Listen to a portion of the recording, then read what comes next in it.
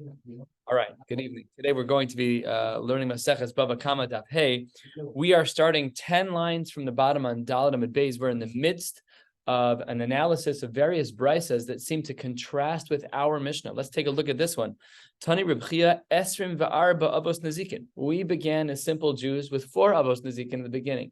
Then we had Reb Chia who said 13. Now not Reb Chia, Reb Oshaya said 13, and now Reb Chia says 24. And let's go through the 24. Don't worry, we don't have to learn them all individually. As you'll soon see, there's groups of them. On the test, yes. When I taught in Hillel Torah, that was the daily question. We're going to learn. Was that on the test? I see you haven't lost your mindset in about 45 years. Yeah. Says the Brisa in the name of Reb Chia, here are the 24. Tashlume kefel v'tashlume arba v'chamisha. As we all know, when there's theft or when there's theft along with slaughter, we have to pay multiples. That is one of the avos nezikin. They are one of the avos nezikin. The Gana v'Gazlan, different types of thieves. The Edim Zomamin, Edim who end up having to pay because they gave Edus that they had to pay, and then they were Huzam. And says the Gemara v'Haones v'Hamafate v'Hamotzi Shemra. These are cases where a man mistreats a woman either by violating her or by seducing her or by being Motzi Shemra. The classical case of Motzi Shemra is Pesach Pasuach Matsasi, that after they get married, he says there was no Besulim, so she must have been Mizana, she must have slept with someone before. V'Hametame, someone who makes someone Tame, V'Hamedamea, someone who mixes holy foods and unholy foods. V'Hamenasech, if I turn your wine into Yain Nesech, and V'Hani Tzleisar of Reb Chia, therefore, Ha Esrim Ve'arba. All right. Super easy peasy, right? So says the Gemara, hold on one second. Rabbi Shaya, my time alo Tani Hani. Why did Rabbi Shaya stop at 13? Got 11 extras that we just learned. Got all the kefel and the arba v'chamisha and the ganav and the gazlan. So why is it that Rabbi Shaya stopped at 13? Says the Gemara, b'mamona kamayri b'knosa lo kamayri. Gorgeous distinction. There's a difference between paying money because I owe you money versus halacha forcing you to pay because of a knas. It's different. One is how much do I owe you? I damaged your car. The other is the Torah has a flat rate for you because you're messed up, you broke a halacha, so there's an onus mafata shloshim shekel, whatever the chamishim shekel, whatever it is. So there's a difference between mamanis and knas, even though they're both monetary. That's the distinction why Rabbi Shaya doesn't include all of them. I ganav gazlan de mamonahu listening. Okay, but a ganav and a gazlan, when they steal, they don't have a knas. They have to pay back what they stole. That's not knas. So why would Rav Oshaya leave that out? Says the Gemara, that's included already in the categories of shomer chinam v'shoel. And says the Gemara, Reb Chia nami, Reb Chia as well. Reb Chia is our author of the 24 avos nezikin. Hatanale shomer chinam v'hashoel. He also taught that if Rav Oshaya says that Ganav and Gazlan are subsumed under shomer chinam and shomer sachar, then why would Rav Chia list all of them? Why would you say both shomer chinam and shomer sachar and then Ganav and Gazlan? So says the Gemara, Tani mamona de'asa liyade behetera, v'katani mamona de'asa liyade be'isura. A beautiful distinction here as well. There's a difference. If I give you my item to watch as a shomer chinam or as a shomer sachar, how did you get that item? Completely beheter. I gave it to you because I trusted you. You're a jerk and you stole from me, but when you got it, you were, in my estimation, a good guy. That's different than a ganav and a gazlan. When you steal that which I gave to you because I trusted you, you're a different level thief. When you're just a petty thief and you steal something from me, they're different. So therefore, Reb Chia and Reb Oshaya argue in regards to whether or not it should be included in the brisa. Top of Hey Amud Aleph, and don't you all worry. I know some of these shiurim are long, but if you take a little glance at the Amud Beis, these are happy moments for people who learn Daf Yomi. Says the Gemara, Edim Zomamin de Mamonahu, listening. But you wanted to say, Reb Oshaya, you wanted to say that you're not talking about knas, you're only talking about mamanis, but Edim Zomamin is also mamanis. So why is it that Reb Chia included it and you, Reb Oshaya, did not? I understand you want to tell me you don't include knas. I understand. But Edim Zomamin is not a knas. So we should have had 14 and not 13. Says the Gemara, Savar Lucky Rabbi Akiva. It must be the Rav Oshaya holds like the sheet of Rabbi Akiva. And for this, we're going to be using Rashi. De Amar, what does Rabbi Akiva say? Ein mishalman al pi atzman. These words on their own, I know what each word means, but I know what none of them mean. Ein mishalman al pi atzman. They don't pay according to their own word. And we're going to take a look at Rashi, starting at the end of the fourth line. Dibra Maskal Sabar Rabbi Akiva. Da'amar b'Maseches Makos bePerakama. Eidim zomamin. Ein mishalman al pi atzman. And what do those words mean when it says that Eidim zomamin don't pay al pi atzman? Kigon. Im huzmu bevezdin zeh. Let's say that they were in Bezdin number 1, they started in the CRC and they became Huzam. But the guy who's owed money because of the Hazama, they weren't able to collect the money in time. Then he went to Bezdin number 2, went to the Aguda. What did he say over there? And then he admits his guilt in a second Bezdin. Peturin. Alma, that it's not mumminous. It seems from here that it is knasahu, modeh beknas pater. So sophisticated. We really need to learn a whole sugya in Makos. But what the Gemara is saying is that according to Rabbi Akiva's understanding of Eidim Zomamin, it's not mumminous. It is in fact knas. And therefore, perhaps Rav Oshaya, who says that there are Yud Gimel Avos Nazikin, holds like Rabbi Akiva, which is why even though his list only includes Nazikin and not Knas, it only includes Mumminus and not Knas, but still he holds like Rabbi Akiva that Eidim Zomamin is a Knas.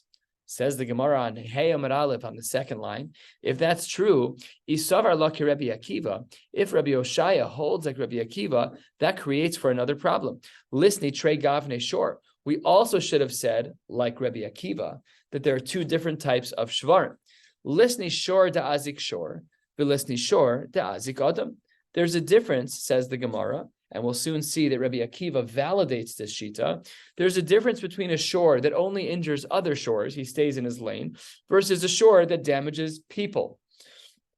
I can't imagine an animal making such distinctions. I don't think that they know how to do such things, but nevertheless, it's not. What does Rabbi Akiva say? Rabbi Akiva Omer, Af tam shechaval be'adam meshalem b'mosar nezek shalem.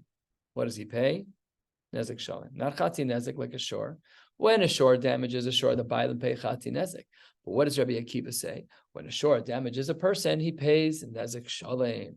The haraya, that if you're a party line guy with Rabbi Akiva, and you want to use Rabbi Akiva to explain why Eidim Zomamin is not part of Rabbi Oshaya's 13, that's fine, but then hold like Rabbi Akiva across the board. We don't go shopping for poskim. If you're a Rabbi Akiva Jew, then you're a Rabbi Akiva Jew. But then you also should present two cases of shor. One where the shor damaged another shor, where the punishment is chati nezek, and one where the shor damages a person, and that is nezek shalem. So the Gemara therefore says it's a little bit of a problem for Rabbi Oshaya. If you're going to say that we hold like Rabbi Akiva, then your number should still not be 13, it should still be 14. The Gemara says, Hatavre Rabbi Akiva l'gzize. This is a real colloquialism of old. He already broke his fist. So what does this mean that he broke his fist? In context, it means that he qualified what he already said. He's qualifying his comment, the distinction between a shor that only hurts other shvarim, chati nezek, and a shor that hurts an adam, which is nezek shalem. How does he do this? Titania, 7 or 8 lines down on Hamad Al, the Gemara says, Rabbi Akiva Omer, Yachol, I might have thought, or you might have thought, Aftam shechavel be'adam yeshale min ha'aliyah, that when an animal that's a tam damages a person, that it has to pay min ha'aliyah, and we're going to discuss this a little bit more now. You asked me this question a couple of days ago. We'll get a little bit more color, not full color, but a little bit more color today. That maybe we should pay min ha'aliyah. Talmulomar yaselo migufo meshalem ve'eno meshalem min ha'aliyah. What is the difference between being shalem minho aliyah and being mishalem migufo? When he's paying migufo, so he takes an animal and he's paying migufo, and whatever the cost of that animal is, he gives over. Let's say the damage was $150, and the animal that I'm giving you is only $100, but because I gave it to you, that's migufo. Minho aliyah is I owe you more than what I gave you, really like a human being. But that's not the case here. Here, it's only kind of like a human being. So when a shor attacks a human being, yes, it's nezek shalem. Maskim, it's nezek shalem. But it's not min ha'aliyah. It's a lower standard of nezek, and you only have to pay migufo. So if you give over that animal in a form of payment, and that animal is only $100, but the damage was $150, I don't have to pay the next $50. And therefore, really, it's not so much the same as a human being. It is nezek shalem, but the rules are very different when it comes to a shiur that damages a person, even according to Rabbi Akiva. So that solves the problem of the Rabbi Akiva party line. Rabbi Oshaya is still safe. His 13 is good. Rabbi Chia has 24. Our Mishnah has 4. Everything so far is good. The Gemara is now going to ask a host of questions, a continued line of questions against our Mishnah, against these brises that conflict with one another. Says the Gemara that we had learned in the brise of Reb Chia, who says that there are 24 avos nezikin, we had learned ha'ones v'hamefate v'hamotzi shemra, and says the Gemara, those are demamonahu and listening. Well, those cases are mamon. That's a very interesting thing, because aren't they fixed fees? I don't know why the Gemara calls them mamona. It's got to be a shaila in the Rishonim, because it doesn't make sense. Rashi said, Tosfos says here on the side, Dibra maschel onis v'mafate v'motzi shemra demamonu motzi shemra les be'mamona klal elamea kesef elaaga v'achrini nakte. Oh, so what do we see? That really not all 3 of these are part of the question, because motzi shemra is a fixed fee. It's a fixed fee of 100 kesef, but the first 2 are damages. Ones and mafate depends on the damage. So the Gemara just throws in the last one just for good measure. But really the question is that ones and mafate are mamanis. And if they're mamanis, and Rav Oshaya in his 13 says that I'm only talking about mamanis, then why did he leave out ones and mafate? Says the Gemara, manavshach. The Gemara says, no matter how you slice it, they're not going to be included in Rav Oshaya's 13. Why not? Because nezek, quarter of the way down. If it's nezek, regular nezek, so then tanale, that we already spoke about, that's included in his 13. And itza'ar, if we're talking about the pain that was caused by what happened, by the ones and the mafate, also tanale. And iboshes, tanale, if it's the embarrassment that she experienced, then also tanale. And ipigam, if she now is worth less on the market because she's now no longer a basula, she's a beula, so then ipigam, hainu nezek. So says the Gemara, ma'aslach lemeimar, knasa. If the only option that's left is knas, so then biknasa lo kamayri. So we're good to go. You wanted to say we should include ones and mafati. Says manavshach.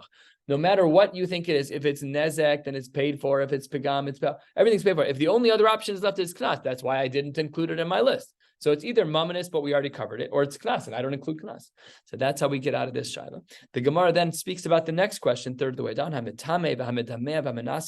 Those cases are also demamonu who listening. Then Rabbi Oshaya should have included that in their 13. Add these 3 too. If I make your food tameh, I should be held accountable for that from a mumminist perspective. Midamea, I take your good food and I mix it with truma or whatever. I mess up your food. You can't eat it anymore. That's also mumminist. Menasech mumminist. So why did Rabbi Oshaya not include this in his list of 13? We should be up to 16. Same type of response as the case of ones and mafate. Says the Gemara manavshach.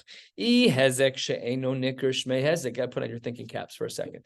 If you want to say that even though the damage is invisible, I can't see the damage of midamea. You can't see tuma. So if we say that hezek shmei nikr is shmei hezek, well, then hatanale nezek. Then Rabbi Oshaya already included that. Invisible nezek. If you're saying that invisible nezek is still nezek, we already spoke about nezek. No reason to include these cases. And hezek she'enu nikr lo shmei hezek. If you want to say that the damage that was done is invisible, if I'm a tame your food, you can't tell by looking at it, and therefore the Gemara says, therefore maybe we should pay for it. No, then havale knasa. Then we're now in the category of knas. So the knasa lo kamayri. Maybe we can infer from here, this really is a tangential question about whether or not we say hezek she'enu nikr shmei hezek, but the Gemara tries to ask a third of the way down. Lema, perhaps we should say that kasavar Reb Chia, that Reb Chia, who holds that there are 24 avos nezikin, maybe he holds hezek she'enu nikr lo shmei hezek. Maybe he should say that hezek, which is impossible to see, is actually not hezek, because the ishmei hezek hatanale hezek has already been included. Yet he articulated both nezek and the case of hezek she'enu nikr. Says the Gemara, no, tana hezeka de minkara, the tana hezeka de lo minkar. He says no, there's still yet another distinction of hezek which is nikar and hezek which is not nikar, and he says that that's different than This is already Rishonim, but he says this is different than Hezek She'eno Nikar. It's not Hezek She'eno Nikar Lav Shmei Hezek. It's Hezek the Minkara, recognizable damages versus not. We need Rishonim to distinguish between the two. They're very similar. Says the Gemara, Bishlam Alatana Didan. I understand the author of our Mishnah who says that there are Arba Avos Nezikin Hain, Tana Minyana. The reason why we said 4 was Lemeute de Raboshia, was to exclude 13. And I also understand Raboshaya Tana Minyana Lemeute de Rabchia. I also understand why Raboshaya said 13 to preclude the Shita of Rabchia, who says that there's 24 Avos Nezikin. Ela Minyana de Rabchia. But why did Rabchia have to say 24? After all, Lemeute Mai. Who was he excluding? Can I just say, I don't understand this question. He said 24 to exclude 13 and 4. What?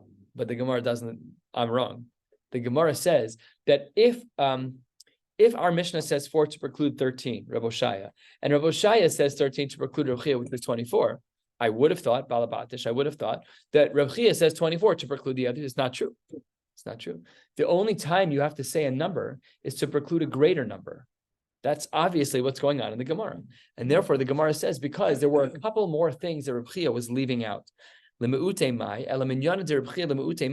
was Reb Chia leaving out? He had 24. What would have been the others that he would have considered but didn't make the cut? Says the Gemara, Moser.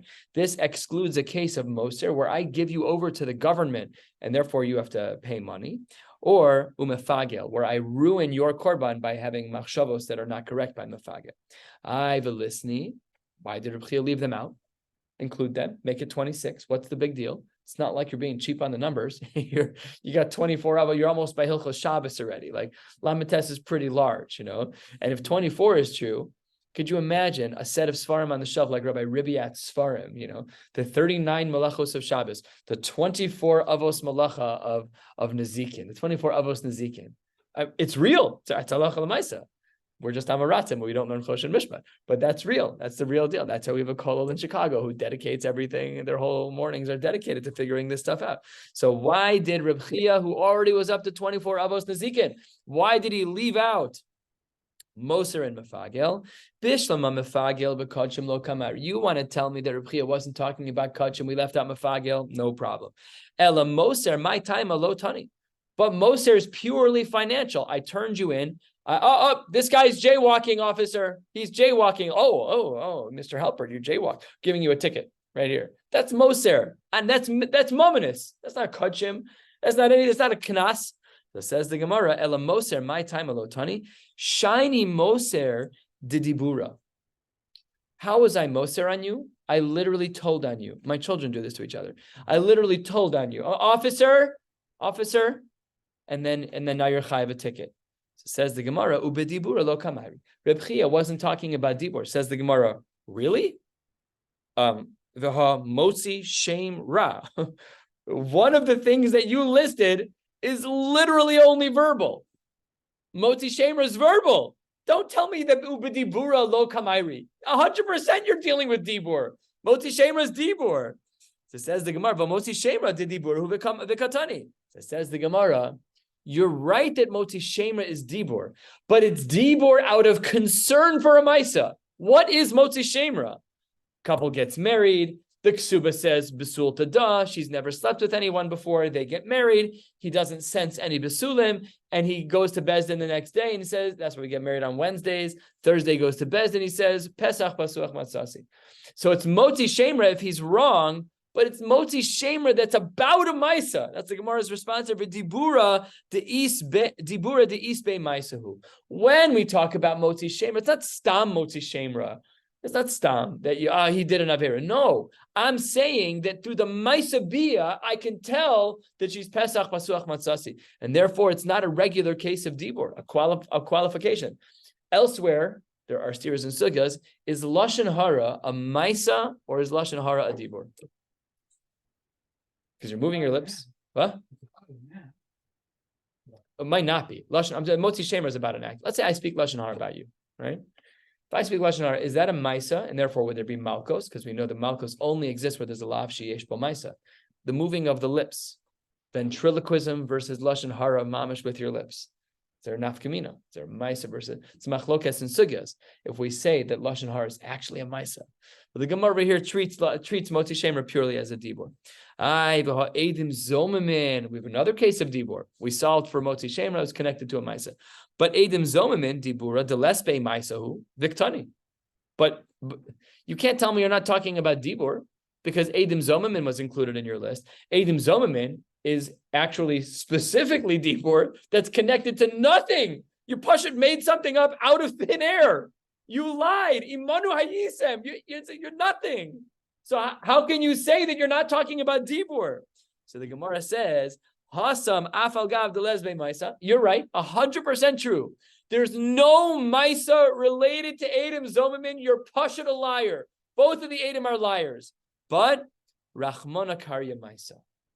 But the Torah refers to Edom Zomamin as a maisa. Look at the pasuk. Dichsiv ve'asisem lo ka'asher zamam la'asos le'achiv. So the Gemara says, even though really in practical terms you didn't do anything other than dibur, and maybe really you should include it because you said v'dibur lo, this is dibur. No, but the Torah equates the act of Edom Zomamin with a maisa. Fascinating idea that why would the Torah do that? Balabatish, when I look at the pasuk, all I'm trying to say is that the Edom Zomamin said I did something. That's how I understood the pasuk. The Gemara says no. The word association is that Edom Zomamin is treated as a maisa.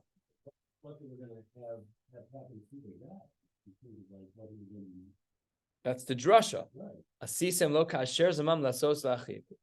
I'm not sure what word the Torah could have used, but the Torah obviously had other words. Could have been. It could have used instead. Could have been. I learned like Stan just said that in my head. I'm like, yeah, that's not what it means. But obviously that's what it means. It uses the word lots. I don't know what word. I don't know either. But the Gemara says that the Gemara says with clarity, it doesn't even beat around the bush. There's no like shaklavataria about it. It's not complicated. We see a word association in the Torah, and that is that an Edom Zomamin are treated like a Maisa. By the way, L'may nafkamina, Malkos. And we know that Edom Zomamin get Malkos. So it's true. It's just a chiddush. It's not the Balabatish way to. That's why, like, whenever the missionaries in Walmart are like, "Oh, well, the Bible," I'm like, I don't know how to read the Chumash, and I'm a rabbi, and I teach Daf. I'm like, I'm as clueless as the next guy. You with your little Bible in Walmart. I'm sorry, your King James version does not pass muster. Nothing to talk about. All right. Bishlam Latana Didan, 10, 12 lines from the bottom. Hey, I'm an Aleph. I understand according to our Mishnah, Tana Avos Michlal De'ika Toldos. Okay, good. This was our first analysis. What are the Toldos of? Remember, Rav Papa said some parts of Nezikin are like Shabbos, that Avos and Toldos are similar. Some parts of Nezikin are not, where the Avos are different than the Toldos. So that was what our Mishnah was all about. But hold on one second. According to Reb Chia, who had the Avos Nezikin of 24, and Rabbi Oshaya, who said that there were 13 Avos Nezikin, Avos Michlal De'ika Toldos. They too use the word Avos, Toldosein Maininhu. Now, when I saw this question in the Gemara, my brain freaked out and said, "Oh no, we have 24 Avos Nezikin according to Reb Chia and 13 according to Rabbi Oshaya. This is going to be a really long blot." Because I thought the Gemara was going to go through all of the Toldos of all of Reb Chia's 24 and all of Rabbi Oshaya's 13. And I love Torah, but Baruch Hashem in the Daf Yomi realm for the following response. No, that's not correct. Elo de Reb Chia Rabbi Oshaya, what would it be? Says the Gemara, Amar Rabbi Abahu, Kulan ke'avos l'shalim imetav. That length of 5 words, whoo, phew. We're not going to be spending days analyzing dozens of different toldos of these things, says the Gemara.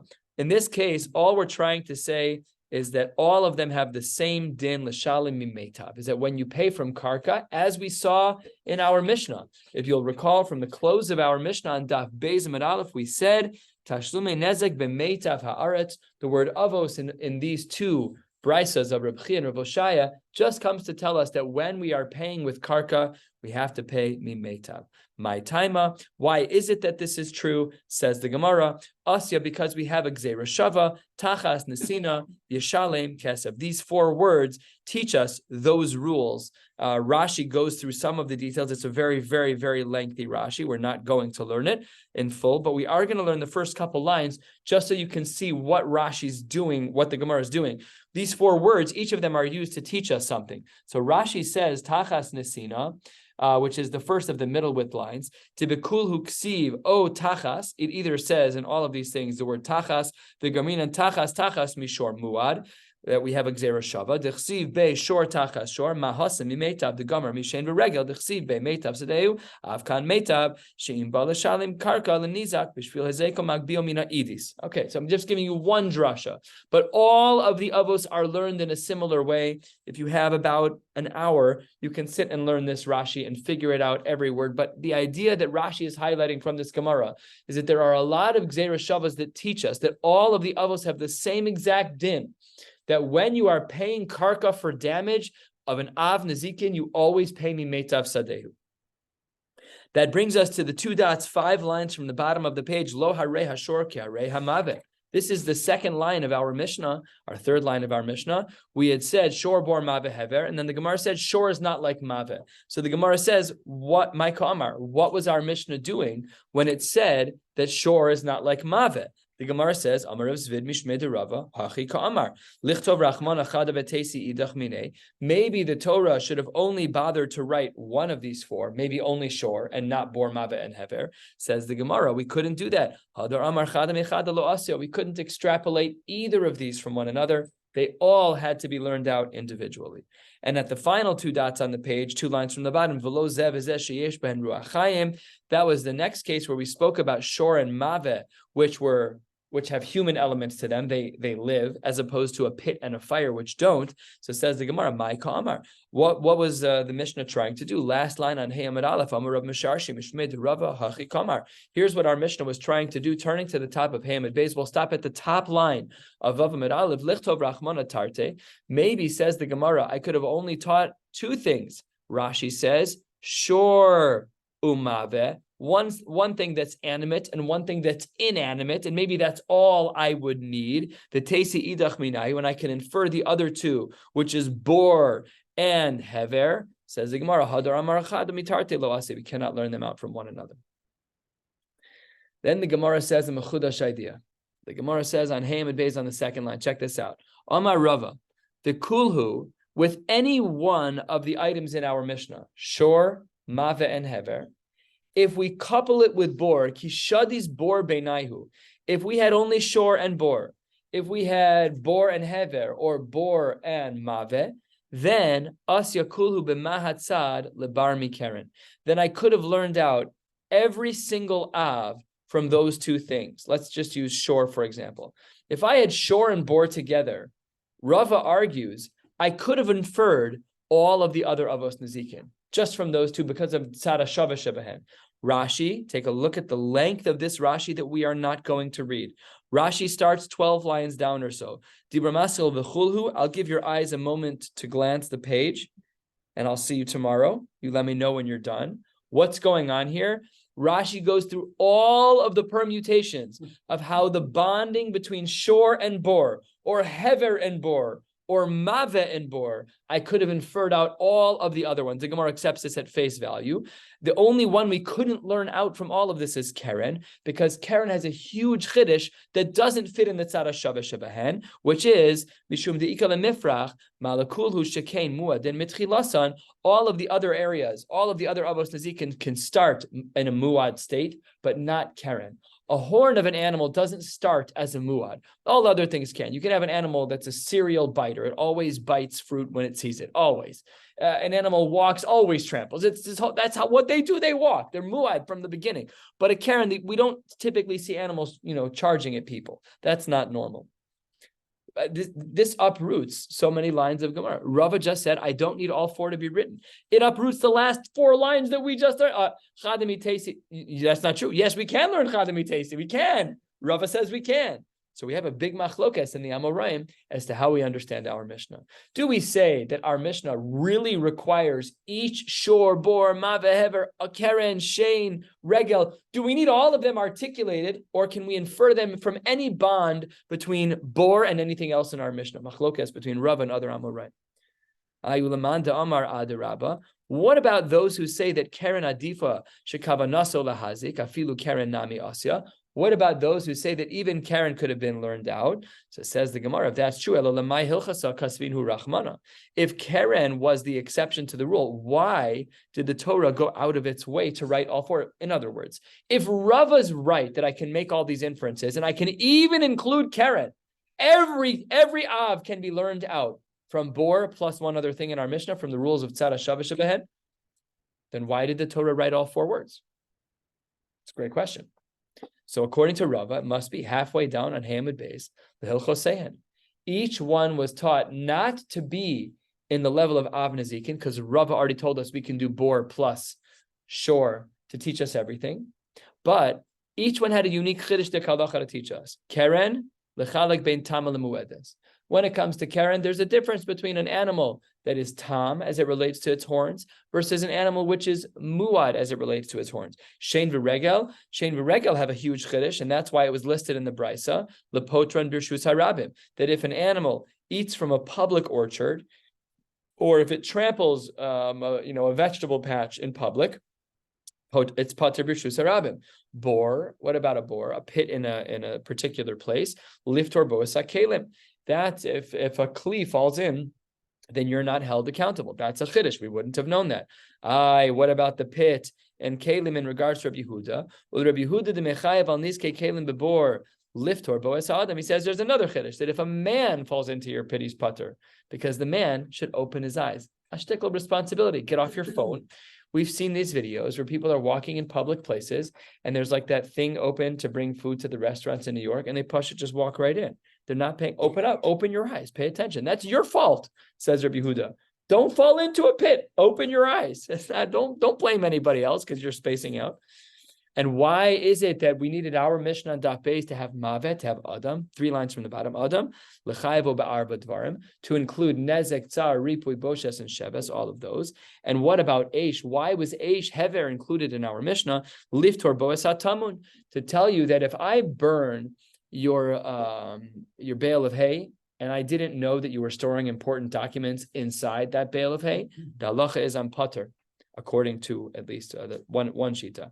Well, the Rabbi Yehuda the mechayev al niskei tamun be'esh. Rabbi Yehuda, who says that even if you are hiding your very expensive, Pete Rose rookie card, you're hiding it in the bale of hay, and I light your bale of hay on fire. Rabbi Yehuda says, too bad. You shouldn't have lit the thing on fire. You have to pay for the Pete Rose rookie card.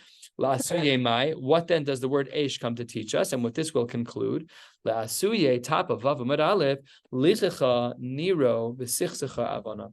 If there's going to be a singeing of the fire to elements of the field, the sichsecha avana, it discolors and burns a little bit some of the stones, that you will be pater from. We'll stop right here. Mirza Hashem, tomorrow night we're still together. Thursday we are not learning together. I'll drop shiurim on, and we might learn Thursday morning, I'll let you know, but I'll drop shiurim on Thursday and Friday, and Amir Hashem one for Shabbos as well. And Sunday we're back in person. Wishing you all a beautiful night.